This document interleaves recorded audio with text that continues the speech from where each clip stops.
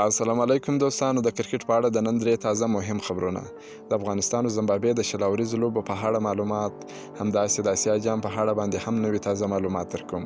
ویډیو تر اخره را سره وګورئ. که په دې چینل کې نوي یاست، افغان خوشحال یوټیوب چینل هم در سره سبسکرایب کړئ. د افغانستان او زمبابوې ترمنځ شل اوریزو لوبو وخت او نیټې.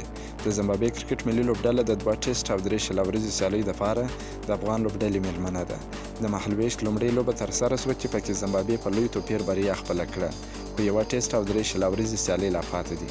د مهالویشت له مخې به زمبابوې د افغانستان خلاف خپله دویمه سیالۍ د متحده عربي اماراتو شیخ زاید کرکټ لوبغالي کې د مارچ په 10مه نیټه سهار 9 بجې پیل کړي چې د مارچ تر 14مې نیټې پورې به دوام وکړي. له دغه سیالۍ وروسته ټاکل شوې ده چې دواړه هیوادونه د 3 شل اوریزو سیالۍ لړۍ هم د مارچ په 10مه نیټه پیل کړي. دویمه لوبه د مارچ په 19مه نیټه، دریمه او وروستۍ شل اوریزو لوبه د مارچ په 20مه نیټه ترسره کیږي. دغه سیالۍ به ټولې د متحده عربي اماراتو شیخ زاید کرکټ لوبغالي کې ترسره سي. شل اوریزو سیالۍ به د افغانستان په وخت ماپښین 2:30 بجې ترسره سي. د شاهنواز دانې دردونکې کیسه. شاهنواز دانې د غربت له امله د پښو بوټان هم نه لرل، ټرایل ته یې له ملګري واخیستل. شاید ډېر لوبغاړي د کرکټ نړۍ ته په اسانۍ ځان ورسوي، مګر په اوسنیو شرایطو کې سخت کار دی چې تر یو نړیوال لیګ یا هم ملي لوبډلې ورسیږي. د پاکستان یو غریب کرکټر شاهنواز دانې په نشتو امکاناتو او نیمګړو هیلو تر یو لوی سټیج ځان ورسوه. شاهنواز دانې د کراچي سیند ایالت اوسیدونکی دی. د نوموړې کورنۍ د مالي اړخه خورا غریب او کورنۍ ده. کله چې د پاکستان کرکټ بورډ لخوا په دغه هیواد کې د چټکو توپ اچوونکو لخوا ټرایل اخیستل کېده، شاهنواز دانې د غربت له وجې بوټان نه درلودل، چې وروسته یې د یو ملګري څخه فقط د یو ټرایل ورکولو دپاره واخیستل. د شاهنواز دانې سره بختیاري وکړه. نوموړی د چټک توپ اچوونکو په لیست کې واخیستل سو. په کورنۍ سیالیو کې د ښو کارکردګۍ وروسته نوموړی شپږم پړاو پاکستان سوپر لیګ سیالیو ته د ملتان سلطانزي لوبډلې لخوا واخیستل سو. شاهنواز دانې د شپږم فصل پاکستان سوپر لیګ تر ټولو مخکښ ویکټ اخیستونکی و. نوموړی په 4 سیالیو کې نه لوبغاړي وسوځول. شپږم فصل پاکستان سوپر لیګ چې د 14 سیالیو ترسره کولو وروسته د کرونا وایرس له امله وځنډېده، شاهنواز دانې هم خپل کلي ته راستون سو.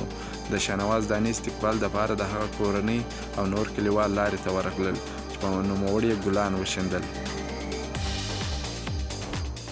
هند به اسیا جام ته بې لوبډله ولېږي یا به هم اسیا جام لغوه سي. د هندوستان رسنۍ په وینا چې احتمال لري چې هند کرکټ کنټرول اداره BCCA اسیا جام کې د ګډون په مخه خپله دویمه یا بې لوبډله ولېږي.